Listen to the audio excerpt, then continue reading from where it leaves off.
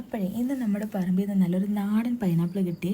എന്നാൽ പിന്നെ വിചാരിച്ചു പൈനാപ്പിൾ ഫ്രൈ ഒന്ന് ചെയ്ത് നോക്കാമെന്ന്. കുറേ നാളായിട്ട് വിചാരിക്കുന്നു അതിൻ്റെ ടേസ്റ്റ് ഒന്ന് അറിയണമെന്ന്. പൈനാപ്പിളൊക്കെ ഒന്ന് ചെത്തി റെഡിയാക്കി കുറച്ച് പീസ് സ്ലൈസായിട്ട് എടുത്ത് വെച്ച് അതിലേക്ക് കുറച്ച് കാശ്മീരി മുളക് പൊടിയും പിന്നെ കുറച്ച് ഉപ്പും കുറച്ച് പഞ്ചസാരയും പിന്നെ കുറച്ച് കുരുമുളക് പൊടിയും ഇട്ട് കൊടുക്കണം കേട്ടോ. അതെല്ലാം കൂടെ ചേർത്തിട്ട് നന്നായിട്ടൊന്ന് പുരട്ടിയെടുക്കുക. നമ്മുടെ മീനൊക്കെ ഫ്രൈ ചെയ്തെടുക്കത്തില്ലേ അതുപോലെ തന്നെ കൈകൊണ്ട് നന്നായിട്ടൊന്ന് പുരട്ടിയെടുക്കാം. പിന്നെ ഒരു തവയെടുത്ത് ഗ്യാസ് സ്റ്റൗവിലേക്ക് വെച്ചിട്ട് അതിലേക്ക് കുറച്ച് വെളിച്ചെണ്ണയാണ് ഒഴിച്ച് കൊടുക്കുന്നത്. വെളിച്ചെണ്ണ ആകുമ്പോഴേക്കും ഒരു ടേസ്റ്റും ഗുണവും മണവും ഒക്കെ കിട്ടുമല്ലോ. വെളിച്ചെണ്ണ ഇട്ട് ചൂടായിട്ട് വന്നപ്പോഴോ അതിലേക്ക് ആ പീസസ് എല്ലാം ഇട്ട് കൊടുക്കണം കേട്ടോ.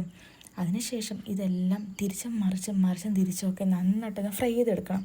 ഫ്രൈ ചെയ്ത് വന്നപ്പോഴോ എൻ്റെ പൊന്നോ ഒരു രക്ഷയില്ല, അത്രയ്ക്കും ടേസ്റ്റാണ് കേട്ടോ. അപ്പോഴേ എൻ്റെ കൂട്ടുകാർ ഇനി ഇത് ട്രൈ ചെയ്ത് നോക്കിയില്ലെങ്കിൽ ഒന്ന് ട്രൈ ചെയ്ത് നോക്കിക്കോ കേട്ടോ.